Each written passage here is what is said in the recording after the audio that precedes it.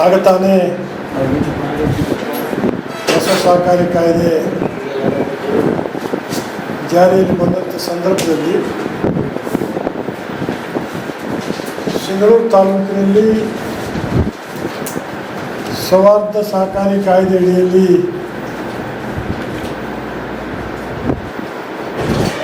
ಮನೋಹರ್ ಮಸ್ಕಿ ಅವರ ನಂತರ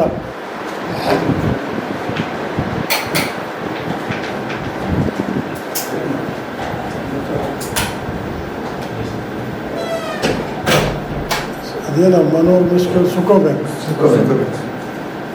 ಬ್ಯಾಂಕ್ ಸ್ಥಾಪನೆ ಮಾಡಿದ ನಂತರ ನಾವು ಎರಡನೇದಾಗಿ ಒಂದು ಪತ್ತಿನ ಸಹಕಾರಿ ಸಂಘವನ್ನು ತುಂಗಭದ್ರಾ ಪತ್ತಿನ ಸಹಕಾರಿ ಸಂಘವನ್ನು ಪ್ರಾರಂಭ ಮಾಡಿರ್ತಕ್ಕಂಥದ್ದು. ನಾವು ಪ್ರಾರಂಭದಲ್ಲಿ ಹಳೆ ಕಾಯ್ದೆ ಅಡಿಯಲ್ಲಿ ರಿಜಿಸ್ಟ್ರೇಷನ್ ಮಾಡಿಸಿದ್ವಿ. ನಂತರ ನಾವು ಸೌಹಾರ್ದ ಕಾಯ್ದೆ ಅಡಿಯಲ್ಲಿ ಇದನ್ನು ತೆಗೆದುಕೊಂಡು ಬಂದಿರ್ತಕ್ಕಂಥದ್ದು. ಆವಾಗ ನಾನು ಕೂಡ ಒಂದು ಸಹಕಾರಿ ಬ್ಯಾಂಕ್ ಮಾಡಬೇಕು ಅನ್ನೋ ಉದ್ದೇಶ ಇಟ್ಕೊಂಡು ಶೇರ್ ಕಲೆಕ್ಷನ್ ಪ್ರಾರಂಭ ಮಾಡಿದ್ದೆ. ಬಟ್ ನನಗೆ ಅಷ್ಟು ಶೇರ್ ಕಲೆಕ್ಟ್ ಮಾಡಲಿಕ್ಕೆ ಆಗಲಿಲ್ಲ. ಅವಾಗ ಸುಮಾರು 6 ಲಕ್ಷ ಮಾಡಿದರೆ ಅವಾಗ ಬ್ಯಾಂಕ್ ರಿಜಿಸ್ಟ್ರಿ ಮಾಡಿಸ್ಬೋದಾಗಿತ್ತು. 6 ಲಕ್ಷ ಮಾಡಲಿಕ್ಕೆ ಆಗಲಿಲ್ಲ. ಅವಾಗ 3 ಲಕ್ಷ ಶೇರ್ ಖರೀದಿ ಆಯಿತು. ಸೊಸೈಟಿ ಮಾಡೋಣ ಅಂಥೇಳಿ ಸೊಸೈಟಿ ಮಾಡಿದೆ.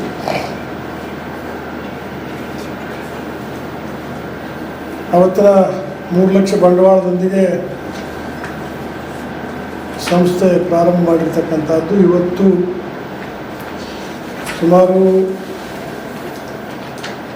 ಈ ಒಂದು 22 ವರ್ಷದಲ್ಲಿ, ನಮ್ಮದು 2020ರಲ್ಲಿ ಆಗಿದ್ದರೂ ಕೂಡ 22ರಿಂದ ನಮಗೆ ಪ್ರಾರಂಭ ಆಗಿರ್ತಕ್ಕಂಥದ್ದು. 2002ರಿಂದ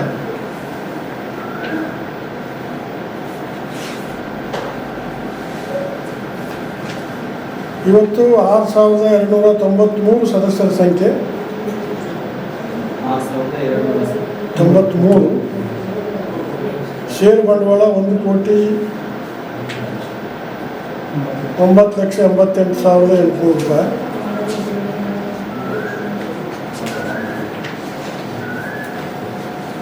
ದುಡಿಯುವ ಬಂಡವಾಳ 46,94,08,067 46 ಕೋಟಿ. ಸಾಲ ಮುಂಗಡ 34,18,02,107.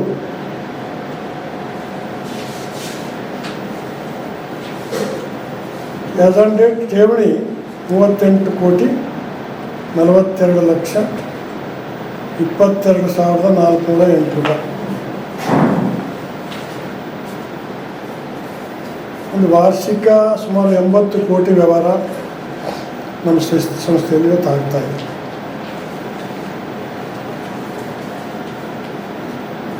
ನಮ್ಮ ಸಂಸ್ಥೆ ಈಗ ಒಟ್ಟು 8 ಬ್ರ್ಯಾಂಚ್ಗಳನ್ನು ಹೊಂದಿರತಕ್ಕಂಥದ್ದು. ಸಿಂಧನೂರಲ್ಲಿ 2, ತುಳಿಗಾಳಲ್ಲಿ 1, ಗಾಂಧಿನಗರದಲ್ಲಿ 1, ಜವಳಗೇರಾದಲ್ಲಿ 1, ಲಿಂಗಸೂರಲ್ಲಿ 1, ಸಿರುಗುಪ್ಪಾದಲ್ಲಿ 1 ಮತ್ತು ಗಂಗಾವತಿಯಲ್ಲಿ 1. ಒಟ್ಟು 8 ಬ್ರ್ಯಾಂಚ್ಗಳನ್ನು ಇವತ್ತು ನಾವು ಹೊಂದಿರತಕ್ಕಂಥದ್ದು. ಸುಮಾರು 40 ಜನ ಸಿಬ್ಬಂದಿಗಳು ಇವತ್ತು ನಮ್ಮಲ್ಲಿ ಕೆಲಸ ಮಾಡ್ತಾ ಇದ್ದಾರೆ. ಒಂದು 10 ಜನ ಪಿಗ್ಮಿ ಏಜೆಂಟರು ಕೂಡ ಇದ್ದಾರೆ.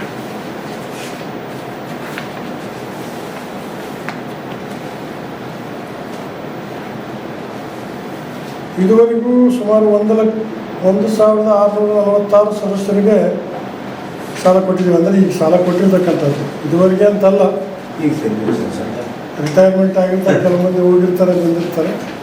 ಸದ್ಯ ಇರತಕ್ಕಂಥ ಅಂಕಿ ಸಂಖ್ಯೆ ಪ್ರಕಾರ 1,646 ಮಂದಿಗೆ 34 ಕೋಟಿ ಸಾಲ ಕೊಟ್ಟಿದ್ದೀವಿ.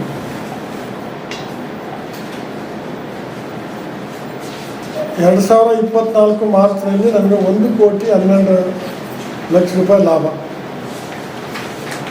24 ಮಾರ್ಚ್ಗೆ ಅಂದರೆ ಏಪ್ರಿಲ್ 1ಕ್ಕೆ 23-24 ಇಸ್ವಿಯಲ್ಲಿ ನಾವು 1,12,00,000 ಲಾಭವನ್ನು ಗಳಿಸಿದ್ವಿ. ನಿವ್ವಳ ಲಾಭ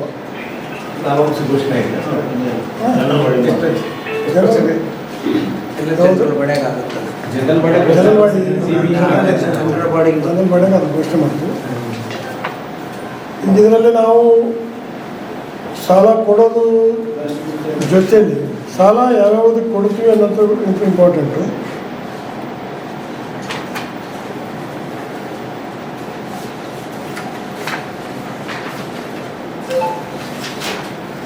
ಮಾರ್ಟ್ಗೇಜ್ ಲೋನು,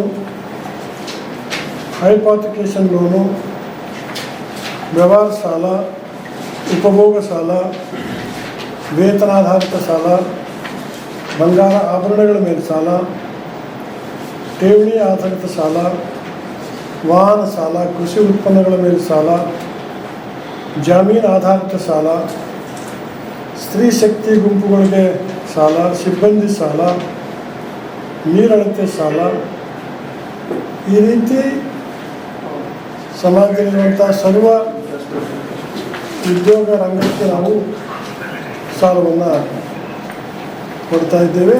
ಈಗ ನೂತನವಾಗಿ ಸೇವೆ ಕಾರ್ಯವನ್ನು ಕೂಡ ಪ್ರಾರಂಭಿಸಬೇಕು ಅನ್ನುವಂಥ ವಿಚಾರವನ್ನು ಮಾಡಿದ್ದೇವೆ. ಈ ಸ್ಟಾಂಪ್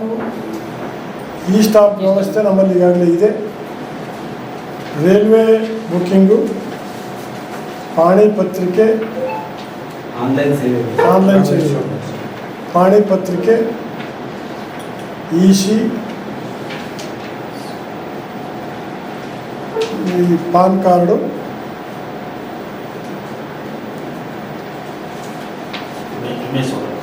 ವಿಮೆ ಸೌಲಭ್ಯ, ಇಷ್ಟು ಈಗ ನಾವು ಪ್ರಾರಂಭ ಮಾಡಬೇಕು ಅಂತೇಳಿ ಈ ವರ್ಷ ಇಟ್ಕೊಂಡಿದ್ದೇವೆ.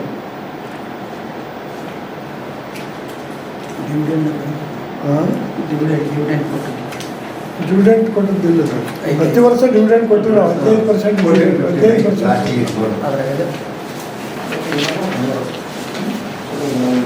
ಇದಲ್ಲದೆ ಸಾಂಸ್ಕೃತಿಕವಾಗಿ ಪ್ರತಿ ವರ್ಷವೂ ಕೂಡ ನಮ್ಮ ವಿದ್ಯಾರ್ಥಿಗಳಿಗೆ ಏನು ಪ್ರತಿಭಾ ಪುರಸ್ಕಾರ ಮಾಡ್ತೇವೆ. ಮತ್ತು ಅನೇಕ ಶಿಕ್ಷಣ ಸಂಸ್ಥೆಗಳಿಗೆ ಗಣಕಯಂತ್ರಗಳನ್ನು ಕೂಡ ನಾವು ಕೊಟ್ಟಿದ್ದೇವೆ. ಕಾಳಿದಾಸ ಶಿಕ್ಷಣ ಸಂಸ್ಥೆ, ಜ್ಞಾನಜ್ಯೋತಿ, ಅರಗಿನಮರ ಕ್ಯಾಂಪು, ವಿಜಯ ಶಿಕ್ಷಣ ಸಂಸ್ಥೆ, ಈ ರೀತಿ ಶಿಕ್ಷಣ ಸಂಸ್ಥೆಗಳಿಗೂ ಕೂಡ ನಾವು ಸಹಾಯವನ್ನು ಕೊಟ್ಟಿದ್ದೇವೆ. ಎಷ್ಟು ಕಂಪ್ಯೂಟರ್ ಕೊಡ್ರಿ ಸರ್? ಸಂಖ್ಯೆ ಇಲ್ಲ, ಕೊಟ್ಟಿದ್ದೀವಿ. ನಮ್ಮ ಕನಕದಾಸಕ್ಕೆ ಕೊಟ್ಟಿದ್ದೀವಿ, ಕಾಳಿದಾಸ ಶಿಕ್ಷಣ ಸಂಸ್ಥೆ ಕೊಟ್ಟಿದ್ದೀವಿ, ಜ್ಞಾನಜ್ಯೋತಿ ಪಬ್ಲಿಕ್ ಶಾಲೆಗೆ ಕೊಟ್ಟಿದ್ದೀವಿ, ಅರಗಿನಮರ ಪ್ರೌಢಶಾಲೆ ಅರಗಿನಮರ ಕೊಟ್ಟಿದ್ದೀವಿ, ವಿಜಯ ಶಿಕ್ಷಣ ಸಂಸ್ಥೆ ಕೊಟ್ಟಿದ್ದೀವಿ, ಅಂಚನಾಳ್. ಇದಲ್ಲದೆ ಅದೇ ಈಗ ಪ್ರತಿಭಾ ಪುರಸ್ಕಾರ ಜೊತೆಗೆ ಉಚಿತ ಆರೋಗ್ಯ ತಪಾಸಣಾ ಶಿಬಿರವನ್ನು ಕೂಡ ನಾವು ದೊಡ್ಡ ಪ್ರಮಾಣದಲ್ಲಿ ಮಾಡಿದ್ವಿ.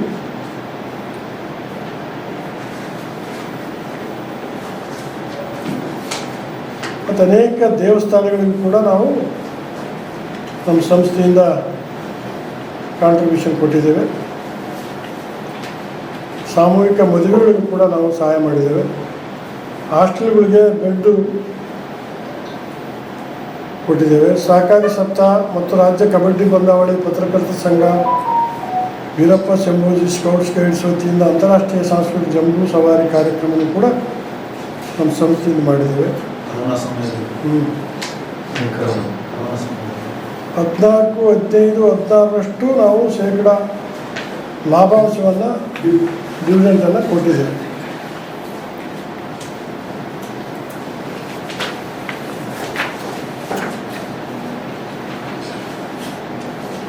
ಇದು ಸಂಕ್ಷಿಪ್ತ ನಮ್ಮ ಸಂಸ್ಥೆಯ ವಿವರ. ಜೊತೆಗೆ ನಾವು ಸಿಂಧನೂರಲ್ಲಿ ನಮ್ಮದೇ ಆದ ಜಾಗ, ನಮ್ಮದೇ ಆದ ಕಟ್ಟಡವನ್ನು ಹೊಂದಿರತಕ್ಕಂಥದ್ದು. ಈಗ ನಮ್ಮ ಕಟ್ಟಡದಲ್ಲಿ ನಾವು ನೆಲಮಾಡಿಯಲ್ಲಿ ನಮ್ಮ ಬ್ರ್ಯಾಂಚ್ ಇತ್ತು. ಆದರೆ ಈಗ ಅದನ್ನು 3ನೇ ಮಾಡಿಗೆ ಸ್ಥಳಾಂತರ ಮಾಡ್ತಾ ಇದ್ದೇವೆ. ಇದೇ 11ನೇ ತಾರೀಕು, ನಾಳೆಯಿಂದ ನಾಡಿದ್ದು 3ನೇ ಮಾಡಿಗೆ ಅದನ್ನು ಸ್ಥಳಾಂತರ ಮಾಡ್ತಾಯಿದ್ದೀವಿ. ಅದೊಂದು ಕಾರ್ಯಕ್ರಮ ಮಾಡ್ತಾಯಿದ್ದೀವಿ. ನಿಮ್ಮನ್ನೆಲ್ಲರಿಗೂ ಕೂಡ ಅಲ್ಲಿ ಆಹ್ವಾನ ಮಾಡ್ತಾಯಿದ್ದೀನಿ, ಪತ್ರಿಕಾ ಗೆಳೆಯರನ್ನೆಲ್ಲರಿಗೂ ಕೂಡ. ಮತ್ತು ಕೆಳಭಾಗದ ಎಲ್ಲ ಕಟ್ಟಡದ ಭಾಗವನ್ನು ಬೇರೆ ಬೇರೆ ಬಾಡಿಗೆ ರೂಪದಲ್ಲಿ ಕೊಡುವಂಥ ವ್ಯವಸ್ಥೆಯನ್ನು ಮಾಡ್ತಾಯಿದ್ದೀವಿ. ಮತ್ತು ನಮ್ಮ ಸಂಸ್ಥೆಯಿಂದ ಬೇರೆ ಬೇರೆ ಉದ್ಯೋಗಗಳನ್ನು ಸ್ಟಾರ್ಟ್ ಮಾಡಬೇಕು ಅಂತಕ್ಕಂಥ ಒಂದು ವಿಚಾರನೂ ಕೂಡ ಇದೆ. ಮುಂದಿನ ದಿನಮಾನಗಳಲ್ಲಿ ನಮ್ಮ ಸದಸ್ಯರಿಗೆ ಬೇಕಾಗುವಂಥ ವಸ್ತುಗಳನ್ನು ಪೂರೈಸುವಂಥ ನಿಟ್ಟಿನಲ್ಲಿ ವ್ಯವಹಾರವನ್ನು ಪ್ರಾರಂಭ ಮಾಡಬೇಕು ಅನ್ನುವಂಥ ವಿಚಾರವನ್ನು ಇಟ್ಕೊಂಡಿದ್ದೇವೆ. ಮುಂದಿನ ದಿನಮಾನಗಳಲ್ಲಿ ಅದು ಎಲ್ಲಿಂದ ಯಾವ ರೀತಿಯಲ್ಲಿ ಪ್ರಾರಂಭ ಮಾಡಬೇಕಂತಕ್ಕಂಥದ್ದನ್ನು ತೀರ್ಮಾನ ಮಾಡ್ತೀವಿ. ಒಟ್ಟಾರೆಯಾಗಿ ಇವತ್ತು ಸಹಕಾರ ಚಳವಳಿ ದೇಶದಲ್ಲಿ ಮತ್ತು ರಾಜ್ಯದಲ್ಲಿ ಭಾಳ ವ್ಯಾಪಕವಾಗಿ ಬೆಳವಣಿಗೆ ಆಗ್ತಾ ಇರುವಂಥದ್ದು. ಇದು ರಾಷ್ಟ್ರೀಯ ದೃಷ್ಟಿಯಿಂದ ಮತ್ತು ಸಾಮಾಜಿಕ ದೃಷ್ಟಿಯಿಂದ ಭಾಳಷ್ಟು ಉತ್ತಮ ಬೆಳವಣಿಗೆ ಅಂತ ಹೇಳಿ ಕೂಡ ನಾನು ಈ ಸಂದರ್ಭದಲ್ಲಿ ಹೇಳಲಿಕ್ಕೆ ಇಷ್ಟಪಡ್ತೇನೆ. ಹಾಗಾಗಿಯೇ ಈ ಸಹಕಾರ ಚಳವಳಿ ಅನ್ನುವಂಥದ್ದು ಆ ಸ್ಟೇಟ್ಗಳಿಗೆ ಮಾತ್ರ ಸೀಮಿತ ಆಗಿತ್ತು. ಅದಿವತ್ತು ಕೇಂದ್ರ ಸರ್ಕಾರ, ನರೇಂದ್ರ ಮೋದಿಯವರ ಸರ್ಕಾರ ಅದನ್ನು ರಾಷ್ಟ್ರಮಟ್ಟಕ್ಕೆ ತೆಗೆದುಕೊಂಡು ಹೋಗಿ, ರಾಷ್ಟ್ರದಲ್ಲಿ ಸಹಕಾರಿ ಖಾತೆ ಇದ್ದಿಲ್ಲ ಕೇಂದ್ರ ಸರ್ಕಾರದಲ್ಲಿ. ನೂತನವಾಗಿ ಈಗ ಸಹಕಾರಿ ಖಾತೆಯನ್ನು ಪ್ರಾರಂಭ ಮಾಡಿ ಸಹಕಾರಿ ಇಲಾಖೆಯನ್ನು ಇನ್ನಷ್ಟು ಶಕ್ತಿಯುತಗೊಳಿಸಬೇಕು ಅನ್ನುವಂಥ ದೃಷ್ಟಿ ಇಟ್ಕೊಂಡಿರ್ತಕ್ಕಂಥದ್ದನ್ನು ನಾವು ಕಾಣ್ತಾ ಇದ್ದೇವೆ. ಹಾಗಾಗಿ ಮುಂದಿನ ದಿನಮಾನಗಳಲ್ಲಿ ಈ ಸಹಕಾರಿ ಸಂಸ್ಥೆಗಳಿಗೆ ಉತ್ತಮ ಬೆಳವಣಿಗೆ ಇದೆ. ಜೊತೆಯಲ್ಲಿ ಇವತ್ತಿನ ನಾವು ಅಂಕಿ ಸಂಖ್ಯೆಗಳನ್ನು ನೋಡಿದಾಗ, ಇದರ ಬೆಳವಣಿಗೆಯನ್ನು ನೋಡಿದಾಗ, ಈಗ ನಮ್ಮದು ಒಂದು ಸಂಸ್ಥೆಯಿಂದ ಸುಮಾರು 40 ಜನರಿಗೆ ನಾವು ಇವತ್ತು ಉದ್ಯೋಗವನ್ನು ಕೊಡ್ತಾಯಿದ್ದೀವಿ. ಈ ರೀತಿ ದೇಶದಲ್ಲಿ ಲಕ್ಷಾಂತರ ಸಹಕಾರಿ ಸಂಸ್ಥೆಗಳನ್ನು ನಾವು ನೋಡಿದಾಗ ಇವತ್ತು ಕೋಟ್ಯಾಂತರ ಯುವಕರಿಗೆ ಉದ್ಯೋಗ ಕೊಡುವಂಥ ಒಂದು ಸಂಸ್ಥೆಗಳಾಗಿ ಇವತ್ತು ಈ ಸಹಕಾರಿ ಸಂಸ್ಥೆಗಳು ಮಾರ್ಪಟ್ಟಿರ್ತಕ್ಕಂಥದ್ದು. ಬರೀ ಉದ್ಯೋಗ ಕೊಡೋದೊಂದಲ್ಲ, ಎಷ್ಟು ಮಂದಿಗೆ ಉದ್ಯೋಗ ಸೃಷ್ಟಿ ಮಾಡ್ತಿದೆ ಸಹಕಾರಿ ಸಂಸ್ಥೆಗಳು ಅನ್ನುವಂಥದ್ದು ಕೂಡ ಅಷ್ಟೇ ಮುಖ್ಯ. ಇವತ್ತು ನಾವು 50,000ದಿಂದ ಸಾಲ ಪ್ರಾರಂಭ ಮಾಡಿ ಇವತ್ತು 50 ಲಕ್ಷದವರೆಗೂ 1 ಕೋಟಿವರೆಗೂ ಕೂಡ ನಾವು ಸಾಲವನ್ನು ಕೊಡ್ತಾ ಇದ್ದೇವೆ. ಹಾಗಾಗಿ ಸಣ್ಣ ಉದ್ಯಮದಾರರಿಂದ ಹಿಡಿದು ಮಧ್ಯಮ ಉದ್ಯಮದಾರವರೆಗೂ ಕೂಡ ಸ್ವಂತ ಕಾಲ ಮೇಲೆ ನಿಲ್ಲಲಿಕ್ಕೆ, ಅವ್ರು ಸ್ವಂತ ಉದ್ಯೋಗ ಮಾಡಿ ನಾವು ಸ್ವತಂತ್ರವಾಗಿ ಬದುಕಬೇಕು ಅನ್ನುವಂಥ ವ್ಯಕ್ತಿಗಳಿಗೆ ಈ ಸಹಕಾರಿ ಸಂಸ್ಥೆಗಳಿಂದ ಭಾಳಷ್ಟು ಇವತ್ತು ಅನುಕೂಲ ಆಗ್ತಾ ಇದೆ ಅನ್ನುವಂಥದ್ದು.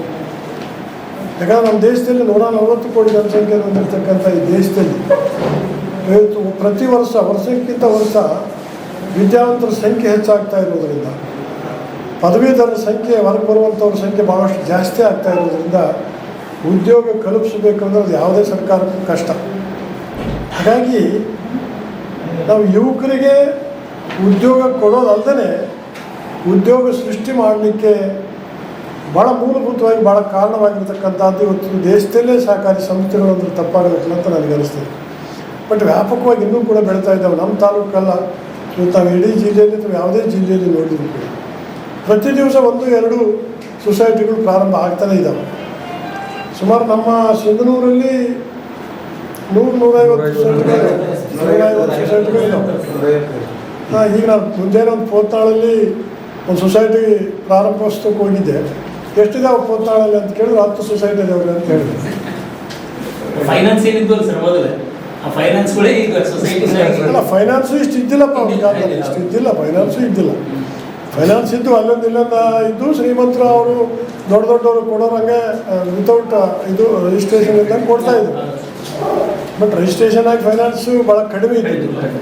ಬಟ್ ಇದು ಸೊಸೈಟಿಯಲ್ಲಿ ಈಗ ಈ ಬಡ್ಡಿ, ಚಕ್ರ ಬಡ್ಡಿ, ಈ 3 ಬಡ್ಡಿ, 5 ಬಡ್ಡಿ, 10 ಬಡ್ಡಿ, ಇವು ಹಂತವಾಗಿ ಕಡಿಮೆ ಆಗ್ತಾ ಹೋಗ್ತವೆ. ಕಡಿಮೆ ಆಗ್ತಾ ಹೋಗ್ತವೆ. ಅನಿವಾರ್ಯ ಎಲ್ಲೂ ಸಿಗಲಿಲ್ಲ ಸಾಲ ಅಂದಾಗ ಅಂತರ್ಜಲ ಸಾಲ ಹೋಗ್ತವೆ. ಹಾಗಾಗಿ ಇದು ಒಂದು ಆರ್ಥಿಕವಾಗಿ ದೇಶ ಬೆಳವಣಿಗೆ, ವ್ಯಕ್ತಿ ಬೆಳವಣಿಗೆ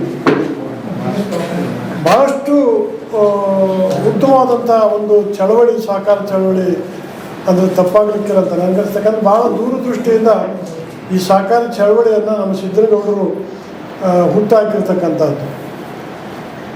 ಅದು ಸಹಕಾರಿ ಚಿಹ್ನೆನೇ ಕೂಡ ಹಸ್ತಲಾಘವ, ಹಸ್ತದ ಚಿಹ್ನೆ ಇರ್ತಕ್ಕಂಥದ್ದು.